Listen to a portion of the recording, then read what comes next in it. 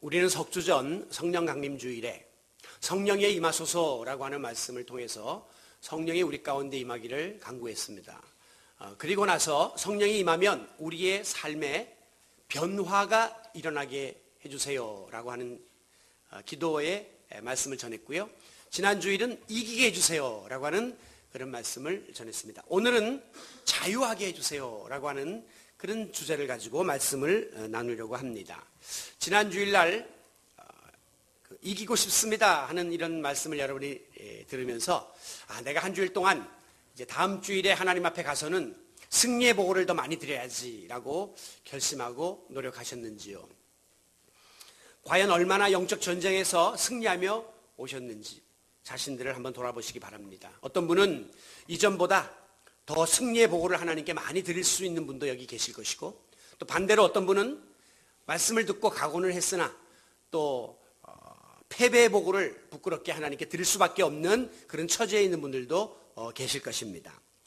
누구든지 예수를 구주로 믿고 하나님의 자녀가 된 다음부터 여러 면에서 이전과는 다른 변화가 일어나야 된다라고 했습니다. 아니, 이것은 당위성입니다. 변화가 없으면 엄밀한 의미에서 구원받은 성도라고 말할 수가 없기 때문입니다.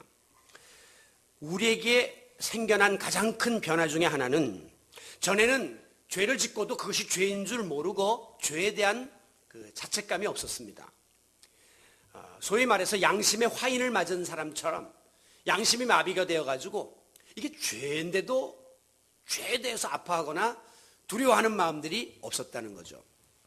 그러나 예수를 믿고 하나님의 자녀가 된 다음부터는 사소한 죄까지도 예민하게 깨달아지고 그 죄를 회개하게 되는 이런 변화를 여러분들이 경험하게 되었습니다. 그래서 믿지 않는 사람들은 우리들이 모여서 주님, 저희들이 죄인입니다, 죄인입니다 이렇게 기도하면 무슨 놈의 죄를 저렇게 많이 져갖고 저런 기도를 하나 이렇게 이해를 하지 못하는 사람들을 지금도 볼 수가 있어요. 그런데 문제는 이제 우리가 이 죄의식이 예민해진 나머지 너무 지나칠 정도로 죄책감을 느끼며 살거나 또 죄의식에 이렇게 짓눌려서 사는 경우들이 생겨난다고 하는 것입니다. 심리학자들은 인간의 마음에 두려움이 생기는 원인 중에 하나가 바로 고통 때문이다라고 했습니다. 자, 어떤 두려움의 요인들로 인해서 여러분이 고통받고 있습니까? 실패, 나의 한계, 그리고 건강의 부족 때문에 우리가 고통을 받습니다. 그런가 하면 경제적인 문제, 또 죽음, 그리고 미래에 대한 불확실성 때문에 우리가 또 고통을 받기도 합니다. 이 두려움이 우리 마음속에 고통을 안겨다 준다고 하는 것이죠. 최근에는 이 메르스로 인한 두려움이 전 국민의 마음속을 지배하므로 알게 모르게 불편함과 고통을 느끼면서 우리들이 지금 어려운 시기를 살아가고 있습니다. 그런데 우리 예수 믿는 사람들에게 두려움을 가져다 주는 가장 큰 요인이 무엇이냐? 그것은 바로 죄책감이에요. 즉, 내가 믿는 사람답게 바르게 의롭게 살아야 할 텐데 그렇지 못한 것에 대한 그 두려움이 우리를 고통 가운데로 몰아넣습니다.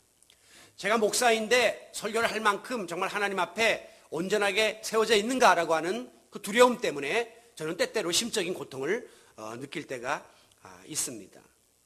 다시 말하면 하나님의 백성이 하나님의 백성답게 살지 못한다고 하는 그 죄의식이 과다하게 우리의 마음을 지배하게 되면 우리 그리스도인들은 예수를 믿으면서도 늘 우울한 감정 속에서, 패배의식 속에서 자학하는 마음을 가지고 살 수밖에 없는 거예요. 그래서 간혹 보면 예수 믿는 사람의 얼굴이 굉장히 어두운 경우가 있습니다. 분명히 예수 믿으면 하나님의 자녀가 되었고 자유를 누리는 그런 성도가 되었음에도 불구하고 믿는 이들의 얼굴에 우울함이 깃들여 있고 그늘이 깃들여 있는 이유가 있어요. 그것이 바로 죄의식 때문이에요. 우리가 하나님의 뜻대로 살지 못하고 있다고 하는 그런 무거운 중압감이 우리를 그렇게 우울하게 만들고 있는 것이죠. 현대인들은 특히 정신적 질환에 많이 노출되어 있는데요. 정신질환자들이 그런 병에 걸리는 주 원인은 가장 큰 것이 스트레스라고 이야기합니다. 그런데 또 하나는 스트레스 플러스 이 죄책감이 작용하고 있다라고 분석하고 있어요. 한마디로 말해서 내가 세상에 태어나서 이 나이 먹도록 사람 구실을 제대로 못하고 있구나 하는 그런 수치심, 그런 죄의식이 우리를 정신적 질환에 노출되게 만든다고 하는 것입니다. 예를 들면 가정에서 남편이 남편으로서의 구실을 못한다든가, 아내가 아내로서의 책임을 못한다든가, 자식이 부모님을 제대로 모시지 못하는 그런 무거운 마음, 또 부모님들은 자식에게 좀 더 잘해주지 못하는 그런 마음들이 서로에게 다 죄의식으로 느껴져 가지고 미안해 이런 말을 입에 담고 있는 거예요. 아빠가 미안하다. 또 애들은 아빠 미안해요. 이렇게 우리가 다 미안감을 가지고 있어요. 그것이 바로 이 알게 모르게 많은 정신적인 압박을 우리들에게 가하고 있다고 하는 것입니다. 학교에서도 성적이 30등 밖으로 떨어지는 애들은 자살할 확률이 거의 없다고 합니다.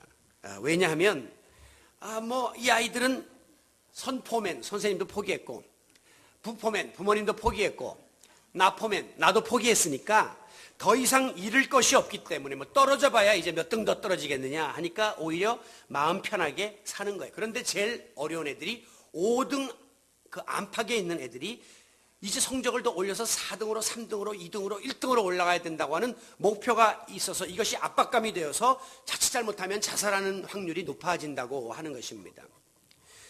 최근에 미국에서 우리 한인 소녀가 그 스탠포드 대학과 하버드 대학에 동시 입학을 했다고 하는 거짓 그 서류를 작성하고 부모님에게 거짓말을 해가지고 이것이 언론에 노출되면서 한바탕 해프닝이 벌어졌습니다. 뭔가 목표를 이루어야 된다고 하는 압박감이 이 아이를 그렇게 병적인 데까지 몰아가게 된 것이죠. 신앙생활도 마찬가지입니다. 그냥 건성으로 습관적으로 대충 교회에 왔다 갔다 하는 사람들, 저는 그 사람들을 교인이라고 불러요. 영어에서는 church member, 그러니까 교회에 그냥 적을 둔 사람들. 그렇죠? 일단 우리 교회에 등록하시면 적은 두니까. 그런 분들은 별로 고민이 없습니다. 별로 그렇게 아쉬움이 없습니다. 그런데 문제는 어떻게 해서라도 잘 믿어보려고 애쓰는 사람들, 열심을 품고 주를 섬기려고 하는 이런 사람들이 걱정, 근심, 고민이 많아요. 이런 사람은 이제 소위 크리스천, 이 사람들이 그리스도인이라고 이제 볼 수가 있어요. 같은 교회 나와도 철치 멤버가 있고 크리스천이 있다니까요. 교인이 있고 성도가 있단 말씀이죠. 그런데 왜 성도들은 이렇게 더 큰 죄의식과 부담감을 느끼느냐? 그들은 일반적인 교인보다 더 높은 어떤 목표를 갖고 있습니다. 신앙적인 목표를. 그리고 더 예민한 신앙적인 양심을 갖고 있기 때문에 어떻게 해서라도 더 잘해보려고 하다 보니까 부담이 더 많이 오게 되는 거예요. 마치 공부 좀 하는 애들이 부담을 더 갖는 것처럼. 이렇게 내가 변하고 싶습니다. 이렇게 내가 이기고 싶습니다 했는데 여전히 내 모습을 보면 변한 것이 없고 세상에서 이기지 못하는 이런 내 삶을 볼 때마다 나는 여기까지인가 보다. 내 한계가 여기 있고 나는 이렇게 부족한 존재인가 봐 라고 자칫 잘못하면 낙심하고 좌절할 수 있기 때문입니다. 물론 예수 믿는 사람들이 죄에 대해서 예민하고 또 가책을 느끼며 사는 것은 바람직한 일이에요. 그러나 지나치게 죄의식에 포로가 되어 산다든가 지나치게 죄책감을 느끼며 사는 삶은 자칫 잘못하면 문제를 발생시킬 수가 있는 겁니다. 왜? 과다한 죄의식이 우리를 곁길로 나가도록 만들 수 있기 때문이에요. 여러분이 가끔 가다가 어려움을 당하게 되면 번뜩 드는 생각이 내가 하나님 앞에 뭘 잘못해서 매를 맞는가 보다 이렇게 생각하는 사람도 있어요. 조금만 병이 들어도 내가 하나님 앞에 죄를 졌는가 보다. 그런 것이 과다한 죄의식이에요. 하나님은 그렇게 하시는 분 아니죠. 그런데 우리가 너무 지나치게 이 죄의식에 얽매여 있으면 그렇게 예민한 과다한 반응을 볼 수가 있다고 하는 것입니다. 그래서 나는 죄값 때문에 팔자가 이렇고 죄값을 지불하느라고 아이들이 저렇게 고생을 하고 이렇게 하려고 내가 사업에 어려움을 당하고 벌을 받고 있다고 하는 자괴감 속에 빠져 살게 되는데 그것은 올바른 성도의 의식이 아니에요. 자, 그렇다면 이 구원받은 우리 성도들로 하여금 무거운 억압감정에 짓눌려 살도록 만드는 죄책감이란 도대체 무엇이며 어디서부터 왔는가? 제가 일반적인 말씀을 먼저 좀 드리려고 합니다. 그 해답은 인류 최초의 범죄자인 아담과 하와에게서부터 찾을 수가 있습니다. 창세기 3장에 보면 아담과 하와가 하나님이 먹지 말라라고 하신 선악과에 손을 댑니다. 성경에 보면 그 선악과를 보는 순간 보암직하고 먹음직하고 탐스러워서 손을 댐으로 범죄를 했다라고 이야기합니다. 바로 그 순간부터 인간의 세계에는 죄가 들어왔습니다. 그리고 인간의 마음에는 죄의식이 자리 잡게 되었습니다. 그리고 아담과 하와는 바로 그 순간부터 끊임없는 죄책감에 짓눌리며 살게 되었고, 그 소위 말하는 the original sin, 그 원죄가 오늘 이 시대 아담의 후예인 우리들에게까지 계속해서 전승되고 있는 거예요. 이걸 보면 죄의식, 죄책감은 하나님의 뜻을, 명령을 어길 때 우리들에게 주어진다 하는 것을 알게 됩니다. 분명히 하나님은 먹지 말라 했는데 뱀의 꼬임에 넘어가서 그 선악과의 손을 댐으로 하나님의 명령을 거역했습니다. 하나님의 명령은 십계명에 보면 이거 해라 하는 것과 이거 하지 마라 하는 두 가지로 우리들에게 제시됩니다. 그런데 우리 인간의 마음은 마치 청개구리 심보가 있어가지고 하나님이 하라 그러는 건 잘 안 해요. 그리고 또 하나님이 하지 말라 그러는 건 기를 쓰고 하려고 또 덤벼든단 말이죠. 그러니까 결국 하나님의 뜻을 거스리고 하나님의 명령을 거역함으로 우리의 마음속에 죄의식이 자리 잡게 됩니다. 두 번째는 잘못된 생각을 행동으로 옮기게 될 때에 죄책감을 느끼게 되죠. 아담과 하와가 호기심을 가졌습니다. 야, 저거 뭔데 저거 먹지 말라 그러는가? 사탄은 저거 먹으면 눈이 밝아져서 하나님과 같이 된다는데 도대체 어떤 것일까라고 하는 그 호기심이 먹음직, 보암직, 탐스러움으로 작동하면서 그만 그릇된 생각을 그릇된 행동으로 옮겨 선악과의 손을 댔다는 거예요. 여러분, 우리가 이 생각으로 죄를 짓는 것은 순간적이에요. 그렇기 때문에 죄의식이 오래가지 않아요. 그 순간 잘못된 생각을 하지만 하고 없애버리면 죄의식도 사라지는데, 그 생각이 행동으로 옮겨지면 죄가 완성됩니다. 그래서 완제품 죄가 탄생하게 되는 거예요. 그때부터는 죄의식도 오래가요. 왜냐하면 이미 내가 죄를 저질러 버렸기 때문에. 바로 잘못된 생각이 잘못된 행동으로 옮겨질 때에 죄책감에 시달리게 되는 거죠.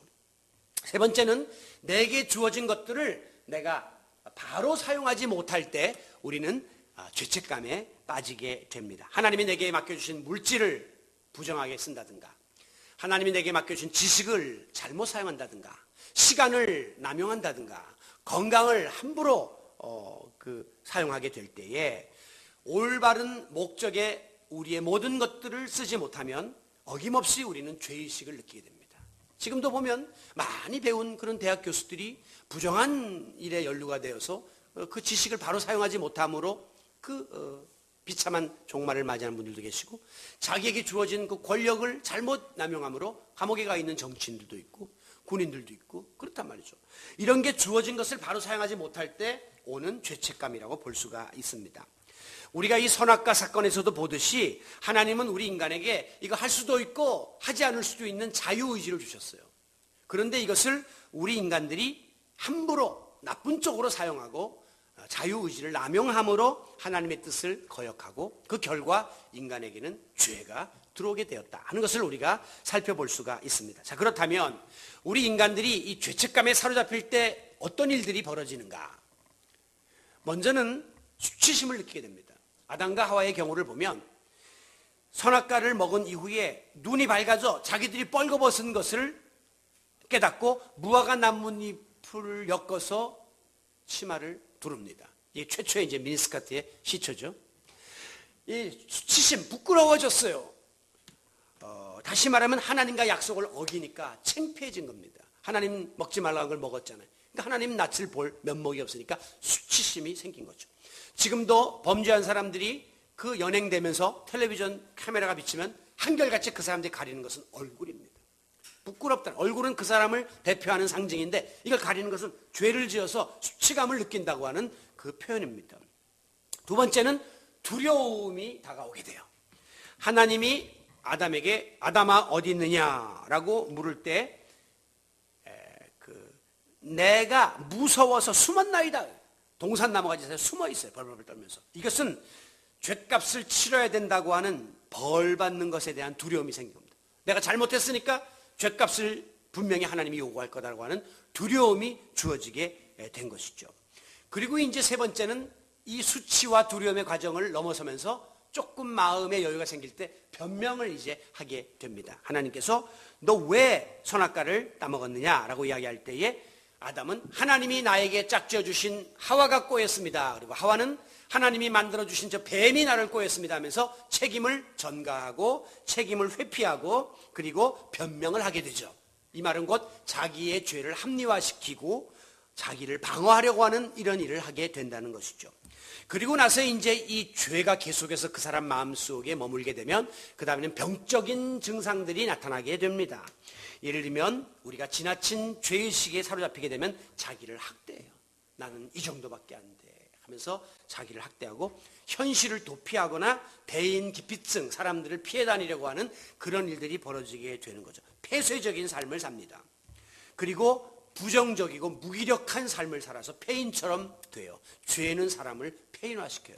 그리고 더 나아가서 우리의 육체도 소화불량이 생긴다든가 가슴, 심장 떨림이 생긴다든가 두통이 온다든가 이렇게 죄가 우리의 육체를 아주 약하게 만듭니다. 그리고 나중에는 정신적인 질환도 유발시킨다는 것을 아셔야 돼요.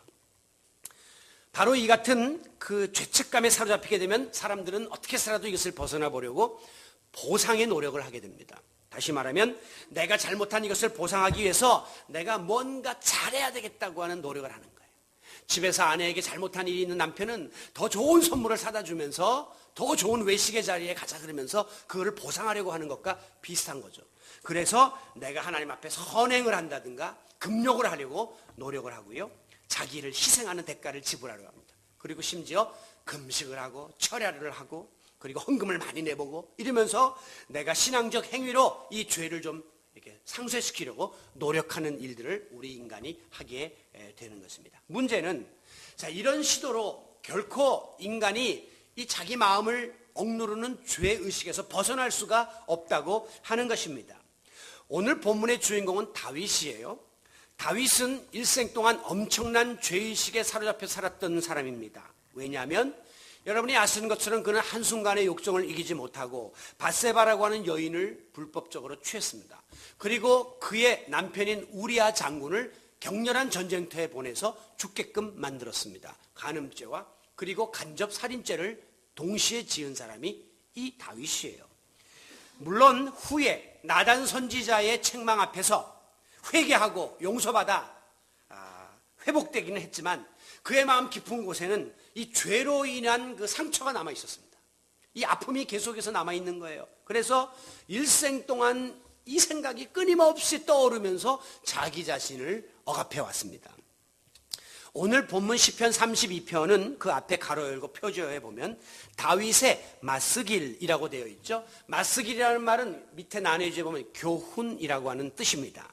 즉 다윗이 자기가 범죄한 다음에 죄 때문에 당한 고통이 얼마나 끔찍하고 대가가 혹독했는가를 깨닫고 다른 사람들에게 죄 짓지 마라, 죄 지면 비참해진다는 것을 당부하고 교훈하는 거예요. 아울러 그러나 이 죄를 지었다면 진심으로 회개해서 이 문제를 풀어야 된다, 그래야 자유케 될 수가 있다라고 하는 사실을 교훈하고 있는 마스길이 바로 오늘 이 시편 32편의 내용입니다. 우리가 흔히 죄책감으로 인해서 고통을 받게 되면 그 나에게 죄책감을 안겨다 준 어떤 원인을 찾습니다. 그게 사람이든지 어떤 사건이든지 그걸 빨리 내 머릿속에서 지워버리려 그래요. 그래서 빨리 이게 없어져야 내가 죄의식에서 자유함을 얻으니까. 그런데 불행하게도 우리 사람은 잊어버리고 싶은 일은 또 오랫동안 잊혀지지가 않고 기억되는 그런 독특한 특성을 가지고 있습니다. 잊지 말아야 될 건 또 빨리 잊어버려요. 그 귀한 신세진 거, 은혜 받은 거는 싹 잊어버리고 빨리 잊어버려야 될 원수진 거는 두고두고 자식 때까지 전하겠다고 이렇게 교묘한 청개구리 심보를 우리들이 가지고 있거든요. 그런데 어떤 때는 이 과거의 잘못으로 인한 상처, 이런 것들이 남아있는 것이 때로는 유익이 될 때도 있어요. 무조건 빨리 지운다고 능사가 아니라는 것입니다. 왜? 내가 과거에 잘못한 일로 인한 상처가 내 뇌리에 혹은 가슴에 오래 남아있으면 다시는 그 잘못을 재발하지 않는 그런 예방책의 효과가 있기 때문이에요. 우리가 어린아이들이 다리미 같은 걸 만졌는데 뒤었어요. 애들가 못 모르고 만졌는데 뜨거워요. 그래서 여기에 손에 상처가 남아있어요. 그러면 그 아이는 이제 다음에 또 다리미를 만지려고 할 때 부모가 상처를 가리키면서 뜨끈 이렇게 하면 그 뇌리 속에 과거에 자기가 이 물체를 만졌다가 고통을 받았던 그 상처를 보면서 생각이 나는 거야. 아, 이거 만지면 큰일 나는구나. 이거 아프고 뜨겁지 하는 것을 깨닫게 되기 때문에 예방적 효과가 있다고 하는 것입니다. 우리나라에서 가끔 보면 일제시대에 지어놓은 건물을 남겨놓을 것이냐 헐어버릴 것이냐 논쟁이 벌어지는 경우들이 있어요. 예를 들면 중앙청 같은 거는 헐어버렸습니다. 그러나 시청은 지금 그대로 남겨놓고 거기다가 현대 건물을 붙여놨어요. 그거 보기 흉해요. 안 어울려요. 그러나 그대로 그것을 보존해 두는 의미가 있습니다. 왜? 후대 사람들이 저거 왜 저렇게 어울리지도 않는 저런 석조 건물을 이 현대식 건물 밑에다 저렇게 같이 지어놨습니까? 라고 할 때 이거는 우리가 진 게 아니라 여차저차해서 과거에 일제시대에 이런 일이 있었고 우리 민족이 36년간이나 아픔을 겪었던 그 역사를 가르쳐주면서 다시는 그런 아픔을 경험하지 않도록 가르쳐주는 교훈적 의미가 있기 때문에 상처가 남아있는 것은 어떤 때 유익함이 있다는 것입니다. 다윗은 틈만 나면 자꾸 그 남아있는 상처, 그 아픔이 생각나서 굉장히 심적으로 고통을 느끼며 살았어요. 오늘 본문 3절에 보면 내가 입을 열지 아니할 때에 종일 신음함으로 내 뼈가 쇠하였도다 그랬어요. 세번역에 보면 입을 다물고 죄를 고백하지 않을 때에는 종일토록 뼈가 쇠하는, 뼈가 녹아내리는 고통을 느꼈다라고 고백하고 있습니다. 다시 말하면 잘못에 대한 죄책감, 죄의식이 얼마나 자기 마음을 괴롭게 하면 뼈가 녹는 것 같은 아픔을 느끼면서 살았다는 것입니다. 4절 주의 손이 주야로 나를 누르시오니 하나님의 손이 마치 가위 들리듯이 내 목을 밤낮 없이 막 누르는데 내 진액이 빠져서 여름 가뭄에 마름같이 내 진액이 다 바싹 말라버리고 아주 미칠 듯한 고통 속에 살았다고 고백하고 있습니다. 여러분, 이와 같이 죄의 문제는 죄의식 때문에 고통을 받는다고 없어지는 거 아니고 괴로워한다고 없어지는 거 아니에요. 그렇다고 자기 자신을 자학하며 산다고 없어지는 것 아니고 현실을 도피하며 숨는다고 없어지는 것이 아니에요. 죄의 문제는 그러면 어떻게 우리가 이걸 해결할 수 있느냐? 이게 오늘 말씀의 핵심입니다.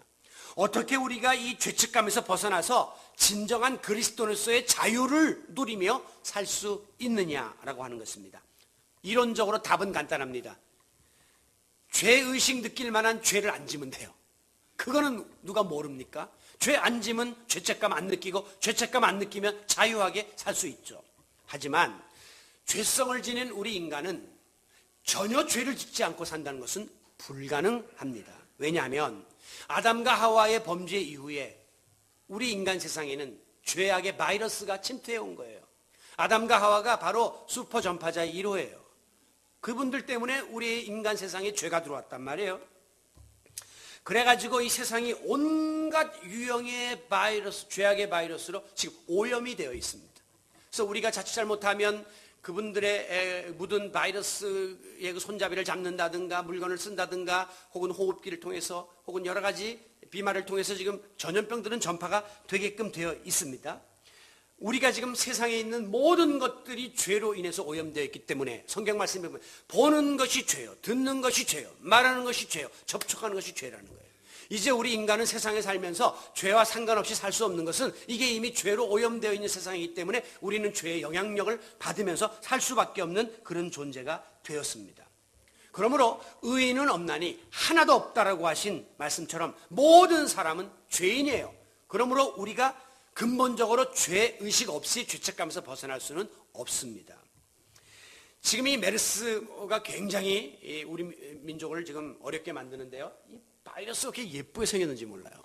그런데 이 바이러스가 지금 어떤 분에게 노출됐다 하면 여기에 노출된 감염자가 무의식 중에 접촉한 사람들에게 바이러스를 또 전파시키는 거죠. 그러니까 오늘 이 세상은 계속적인 죄의 감염을 일으킬 수밖에 없는 구조적인, 환경적인 그런 처지에 우리가 놓여 있습니다.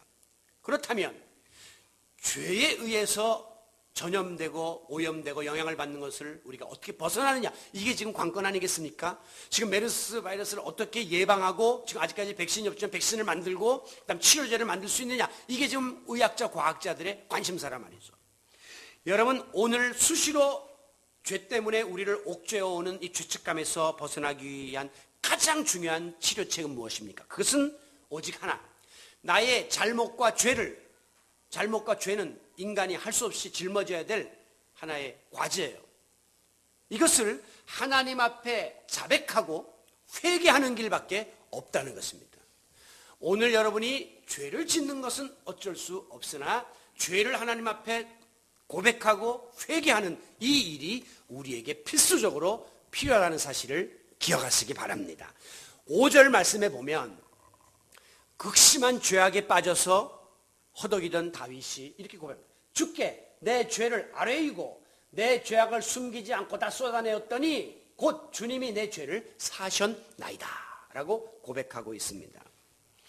저는 이 죄책감을 마치 비유컨대 그 식중독에 걸린 것과 비슷하다 그렇게 생각해요. 제가 한번 식중독 된통 걸린 적이 있었는데요. 정말 두 번 다시 경험하기 싫은 그런 느낌을 받습니다. 이게 들어가서 부패한 균들이 이 속에서 작용을 하면 그 뭐라고 말할 수 없는 아주 기분 나쁜 메스꺼면서 어지러우면서 묘한 그 느낌이 들어요. 제가 어린 시절에 연탄가스를 한번 먹고 이제 어려움을 당한 적이 있는데 그때 그 경험하고 비슷해요. 그런데 그런 것이 이제 오는데 여러분 지금 우리가 죄책감을 느낀다는 게 그런 거예요. 이 식중독처럼 부패한 음식이 들어와 가지고 지금 죄가 들어와서 내 속을, 내 영혼을, 내 마음을 막 상하게 만드는데 이루 말할 수 없는 고통을 우리 인간들에게 안겨다 준단 말씀이죠.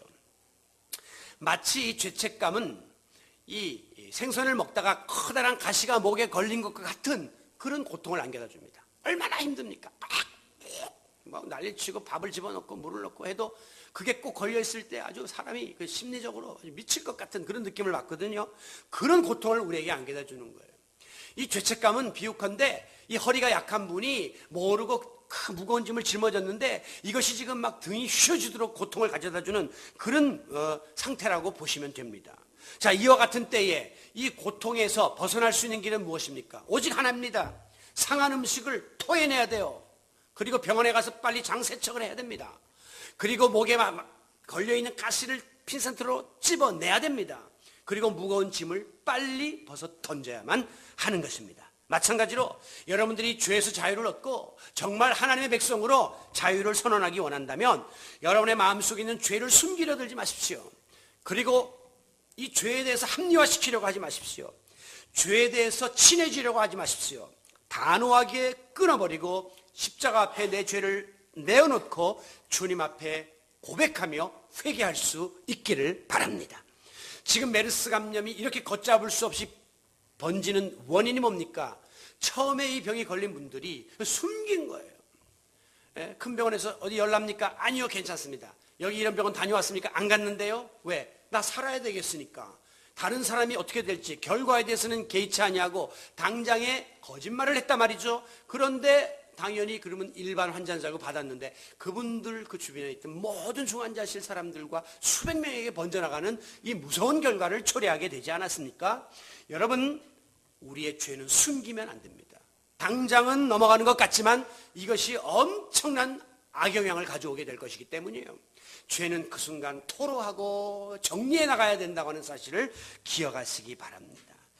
여기 나의 죄를 토해내지 않고 입을 다물고 감추려고 했던 다윗은 뼈가 녹는 것 같은 고통을 경험했고 정말 가뭄에 진액이 다 말라버리는 것 같은 아픔을 경험했으나 오늘 본문 5절에서는 마침내 자기가 자기의 숨은 죄를 다 입을 열어 토해내자 회개하자 죄사함의 확신을 얻게 된과 동시에 마음의 평안과 자유를 누리게 되었음을 고백하고 있습니다. 그래서 마스길 이 교훈을 시편 32편에 기록하면서 당신들도 이런 죄 때문에 고통을 당하게 되는데 거기 머무르지 말고 빨리 이걸 다 토해내가지고 나처럼 평안함을 누리고 자유를 누리세요 라고 선포하고 있는 것이죠. 그 결과 다윗은 1절에 이렇게 말합니다. 행복하여라. 세 번역이에요. 죄를 용서받고 허물을 벗은 사람이요. 그래서 행복하여라. 죄를 짓지 않은 사람이요. 그렇게 말하지 않았어요. 물론 죄 안 지면 가장 행복하지만 죄 안 질 수 없는 이 구조적인 모순 속에 우리가 살고 있기 때문에 죄를 짓지 않은 것이 행복한 게 아니라 죄를 졌다 할지라도 죄를 고백함으로 용서받고 벗음을 받은 사람이 행복한 것이다 라고 했습니다. 이 말씀을 우리 오늘 본문 1절에 보시면 허물의 사함을 받고 자기의 죄가 가려진 자는 복이 있도다 그랬어요. 죄가 가려졌다는 이 말은 영어 성경에 covered, 커버됐다는 거예요. 싹 싸버렸다는 거예요. 우리가 이 치아가 충치가 있다 할지라도 병원에 가서 크라운으로 커버를 해버리라는 거예요. 금으로 커버를 해버리면 그 속에 있는 충치가 역할을 못하고 이 기능을 제대로 이 치아가 할 수 있는 것처럼 우리의 죄성은 인간에게 다 있지만 우리 주님이 그 죄를 가려주셨기 때문에 죄를 이 말은 용서해 주셨기 때문에 우리는 복된 자가 될 수 있고 자유인이 될 수 있음을 믿으시기 바랍니다. 요한일서 1장 9절 말씀처럼 우리가 우리의 죄를 자백하면 그는 미쁘시고 의로우사 우리 죄를 사하시며 모든 불의에서 우리를 깨끗하게 하실 것이다 라고 약속해 주셨습니다. 그러므로 하나님께서 우리의 죄를 용서해 주신다고 하는 것은 하나님이 아쉬울 때는 또 죄를 들춰내고 또 죄를 들춰내면서 우리를 위협하겠다는 말씀이 아니라 마치 시편 103편에 보면 동이 서에서 먼 것처럼 죄를 던져버리겠다 그랬어요. 동해 바다와 서해 바다가 한참 먼 것처럼 우리의 죄가 이제 완전히 버려진다는 거죠. 하나님이 두 번 다시 그 죄를 들먹이지 아니할 것이고 완전히 던져버려 잊어버리실 것이라고 하나님이 약속하고 계십니다. 얼마나 감사합니까? 그래서 오늘도 우리는 하나님 앞에 나와 예배할 수 있는 거예요. 왜? 하나님이 우리의 죄를 덮어주시고 우리의 죄를 던져버려 주셨기 때문입니다. 하나님은 용서 못하실 죄가 없습니다. 우리가 어떤 죄를 저질렀다 할지라도 예수님이 십자가 위에서 죄값을 피 흘려 단번에 지불했기 때문에 이제는 더 이상 우리가 그 죄에 대한 값을 치를 필요가 없어졌다고 하는 것입니다. 자꾸 이거를 못 믿어하지 마세요. 자꾸 의심하지 마세요. 그래도 내가 뭔가를 좀 해야지 없어지지 이게 그냥 없어지겠나. 그것은 사탄이 가져다주는 의심입니다. 하나님은 분명히 끝났다라고 우리들에게 말씀하고 있습니다.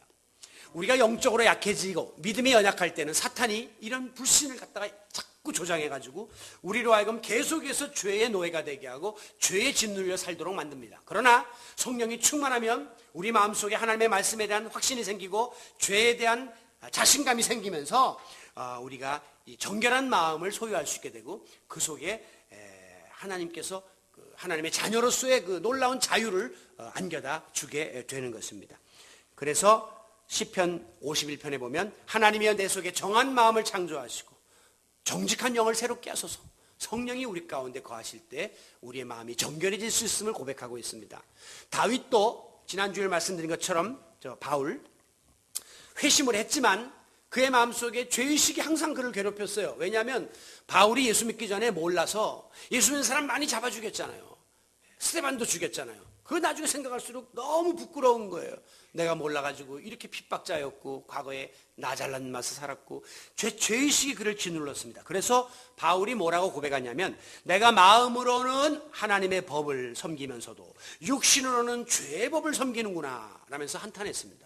오호라 나는 공고한 자로다. 이 사망의 몸에서 누가 나를 건져내랴. 오늘 우리도 마찬가지입니다. 마음으로는 하나님 뜻대로 살고 싶은데 육신으로는 세상의 법대로 살려고 하는 이런 이중성 속에서 우리가 고민하고 있지 않습니까? 그러나 바울은 바로 이 부자유에서 자유를 깨달았습니다.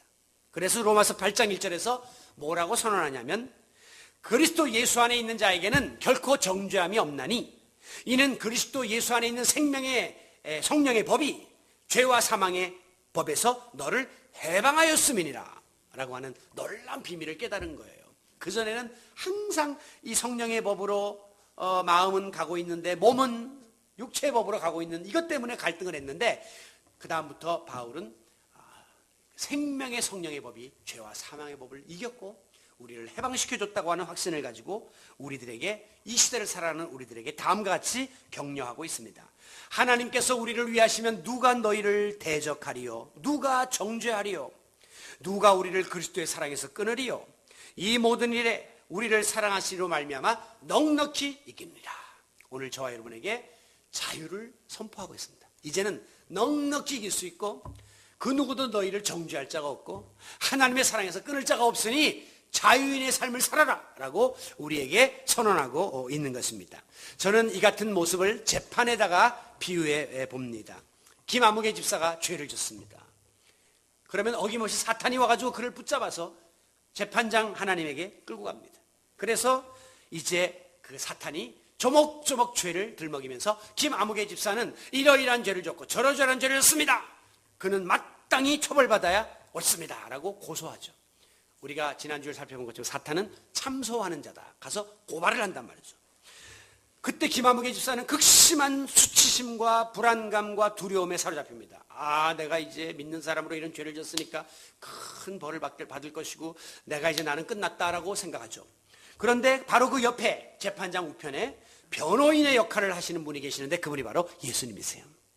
예수님께서 나서서 변호해 주십니다. 재판장이시여, 저 사탄이 열거한 죄의 모든 목록은 김아무개 집사가 지은 죄가 맞습니다. 그러나 그 죄 때문에 이 김 집사를 처벌할 수는 없습니다. 왜? 지금 사탄이 고소하는 저 모든 내용의 근거는 사망의 법인데 사망의 법에 근거하여 지금 김아무개를 정죄하고 있는데 그 사망의 법은 제가 과거에 십자가에서 피 흘려 죽는 그 순간 단번에 폐기하지 않았습니까? 이제는 사망의 법이 아니라 사랑의 법이 적용되어야 한다고 생각합니다. 용서의 법이 적용되어야 한다고 생각합니다. 비록 김아무개 집사가 잘못은 저질렀으나 진심으로 회개하고 성령의 법을 따라 살려고 재다짐하고 있사오니 그에게 무죄를 선언함이 옳다고 생각합니다. 예수님의 변론입니다. 예수님이 피 묻은 손을 보이시면서 내가 저 사람을 위해서 십자가에 피 흘려 죽었으니 정죄의 법은 하나님 폐하시고 사랑의 법으로 저를 용서해 주세요 라고 부탁하는 것이죠. 바로 그때 재판장 되시는 하나님께서는 최종 판결을 내리십니다. 김아무개 집사 피고 무죄 땅땅땅. 우리 그리스도인들은 저와 여러분은 바로 이 선언을 받은 자들이에요. 그전에는 두려웠고 떨었고 그전에는 스스로를 자학했고 항상 쥐구멍이라도 찾아들고 싶었던 자들이지만 이제는 하나님께서 너희에게 자유를 주노라 라고 선포하십니다. 오 자유 오 자유 나는 자유하리라. 비록 얽매였으나 이제 나는 돌아가리. 자유 주시는 내 주님께. 자유를 얻은 성도로서 주님 품에 안겨서 그분의 사랑과 용서 속에 살아가는 놀라운 특권을 누리게 되었음을 믿으시기 바랍니다. 이 같은 자유를 얻은 성도들의 주제가가 할렐루야 찬양하세. 내 모든 죄 사함받고 주 예수와 동행하니 그 어디나 하늘나라. 죄 사함받은 자유를 누리면서 주님과 동행하는 행복한 성도 여러분이 되시길 바랍니다. 여러분의 마음에 평안이 다가올 것입니다. 여러분의 얼굴에 미소가 들 것입니다. 여러분의 입술에 배시시 웃음이 스며 나올 것입니다. 자유를 누리게 되었기 때문이죠. 성도 여러분, 참소자, 이간질하는 자, 거짓 영의 세력인 사탄은 우리가 저지른 과거의 잘못을 집요하게 물고 늘어지면서 들춰내려고 합니다. 그리고 지금 우리가 안고 있는 온갖 현재의 허물들을 빌미로 삼아 자꾸만 우리 마음속에 죄의식을 집어넣고 죄책감을 집어넣고 패배감을 집어넣고 우리로 하여금 낙심하게 만들고 절망하게 만들려고 집요하게 공격하고 있습니다. 그러나 여러분 두려워하지 마십시오. 의기소침하지 마십시오. 왜? 우리는 하나님의 용서를 받았고 예수님의 사랑을 힘입었고 성령님의 능력을 받은 자들이기 때문입니다. 그러므로 우리는 이 모든 악한 사단의 계략에서부터 해방되어 진정한 자유와 평안을 누리게 되었음을 믿으시기 바랍니다. 오늘 이 평안이 여러분의 마음을 지배하시고 이 자유를 얻은 성도의 삶이 또 한 주간에 여러분의 삶 속에서 펼쳐질 수 있기를 바랍니다. 아무쪼록 다윗과 같이 나의 모든 죄, 잘못, 허물은 묻어두지 마시고 그때그때 숨김없이 하나님 앞에 다 쏟아내고 회개함으로 우리를 짓누르는 이 무거운 죄책감과 수치심과 부정적인 감정에서 벗어나서 참 자유를 누리며 살아가는 용서받은 죄인들이 다 되시기를 우리에게 십자가에 달려 죽으심으로 자유를 주신 예수 그리스도의 이름으로 축원합니다.